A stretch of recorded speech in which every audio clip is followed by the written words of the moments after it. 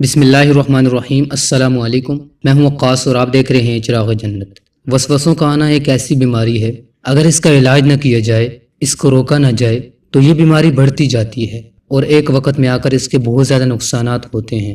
وسوسے کیا ہیں؟ جب آپ تنہائی میں بیٹھے ہوں یا نماز پڑھ رہے ہوں یا ایسے ہی کوئی نیک کام کر رہے ہوں تو ذہن میں طرح طرح کے خیالات آتے ہیں، اور وہ خیالات ایسے ہوتے ہیں کہ اگر وہ خیالات کی حد تک محدود نہ ہوں بلکہ وہ زبان پر آ جائیں تو آدمی کفر تک پہنچ جاتا ہے۔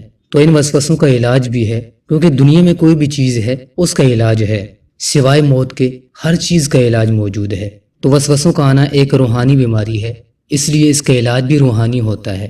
وسوسے دراصل برے خیالات ہوتے ہیں۔ خیالات دو قسم کے ہوتے ہیں، ایک وہ خیالات ہوتے ہیں جو آپ اپنے ذہن میں خود لاتے ہیں، جیسے آپ کسی چیز کے بارے میں بات کر رہے ہیں تو اسی چیز کو اگر آپ اپنے مائنڈ میں لے آئیں تو وہ خیالات ہوتے ہیں، اور وسوسے بھی انسان کے ذہن میں اسی طرح آتے ہیں۔ لیکن یاد رکھیں کہ اگر آپ وسوسے خود لا رہے ہیں تو یہ چیز بری ہے، اپنے آپ کو اس چیز سے روک دیں۔ لیکن اگر برے خیالات خود آ جاتے ہیں تو ان کا علاج بھی ہے اور ان پہ گناہ نہیں ہوگا۔ اب دیکھیں وسوسوں کا علاج کس طرح ہوتا ہے۔ بخاری میں ایک حدیث ہے جس میں آپ صلی اللہ علیہ وسلم کا ارشاد مبارک ہے، فرمایا کہ تم میں سے بعض لوگوں کے پاس شیطان آتا ہے اور وہ پوچھتا ہے کہ فلاں چیز کو کس نے پیدا کیا، پھر پوچھتا ہے فلاں چیز کو کس نے پیدا کیا، فرمایا کہ یہاں تک وہ کہہ دیتا ہے کہ تمہارے رب کو کس نے پیدا کیا۔ اب دیکھیں یہ بات کتنی بری ہے، اس بات کے بارے میں کوئی سوال ہی نہیں بنتا اور نہ اس بارے میں کوئی سوال کرنا چاہیے۔ آپ صلی اللہ علیہ وسلم نے اس کا علاج بتایا کہ جب ایسا ہو تو تم اللہ تعالیٰ کی پناہ مانگو، اعوذ باللہ پڑھو۔ تو اس لیے وسوسوں کا بہترین علاج کیا ہے؟ جب بھی کوئی وسوسہ آئے تو اللہ تعالیٰ کی طرف ذہن دوڑائیں۔